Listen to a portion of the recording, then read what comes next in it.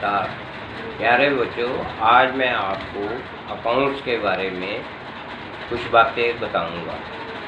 हमारे बिजनेस में हम व्यापार के लेन देन को मौखिक रूप से याद नहीं कर सकते, इसलिए हमारे को बिजनेस ट्रांजैक्शन को नियम के अनुसार किताबों में लिखने की ज़रूरत पड़ती है। अकाउंट्स बनाने के बहुत ज़्यादा फायदे। हमको एक महीने के बाद बिजनेस में कितना लाभ हुआ है या कितना हानि हुई है,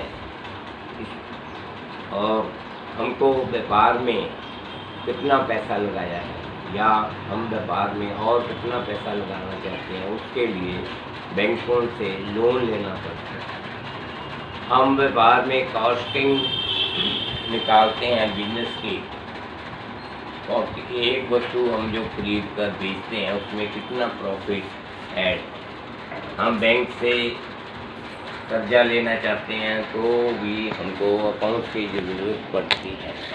इनकम टैक्स, सेल टैक्स वाले हमारी अकाउंट्स की किताबें मांगते हैं।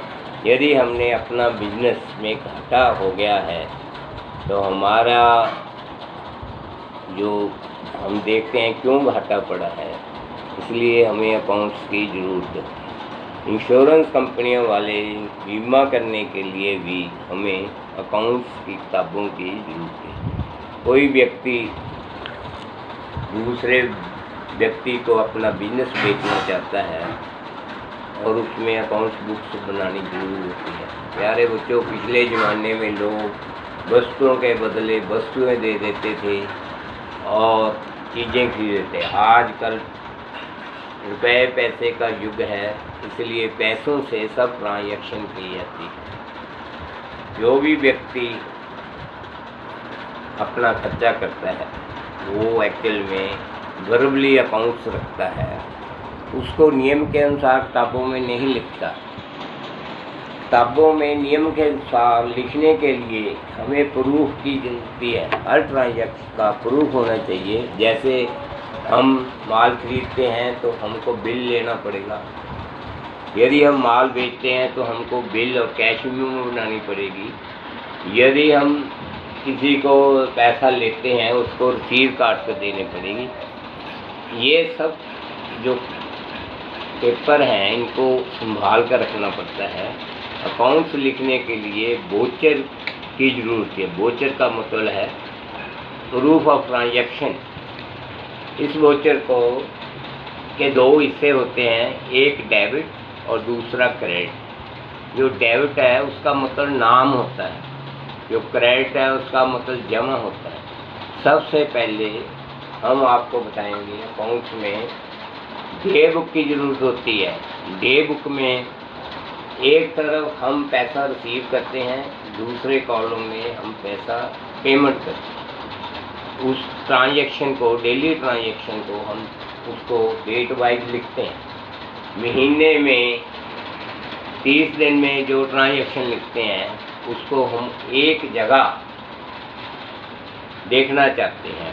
इसलिए जो अकाउंट्स है उसमें सबसे पहले हम कैश बुक लिखना शुरू करेंगे। कैश बुक में पहला कॉलम डेट का, दूसरा कॉलम पर्टिकुलर का, तीसरा कॉलम अमाउंट का। ऐसे ही दूसरे हिस्से में पेमेंट में 3 कॉलम बनाएंगे। पहला कॉलम डेट का, दूसरा कॉलम पर्टिकुलर का, तीसरा कॉलम अमाउंट का। हम डेट वाइज जैसे हम व्यापार शुरू करते हैं तो रिसीट साइड में हम पैसा आया है, कहाँ से पैसा आया, उसका नाम और पैसा लिखेंगे। अब वो दूसरे कॉलम में जब हम पेमेंट करते हैं तो हम लिखेंगे हमने क्या माल ख़रीदा है, पेमेंट की है कैश, या हमने किराया दिया है मकान का या दुकान का, तो उसको पेमेंट साइड में लिखेंगे। यदि हमने स्टेशनरी फी दिया है तो स्टेशनरी का लिखेंगे। यदि हम चाय पी है तो स्टाफ वेलफेयर में लिख लेंगे। या हमने बैंक में पैसे जमा कराए हैं तो बैंक का नाम और पैसे बाहर गए। दिन के अंत में हम उसका बैलेंस निकालेंगे और दूसरे दिन के में डे बुक में लिखेंगे। यही आज का लेसन है। कल को हम दोबारा बात करेंगे।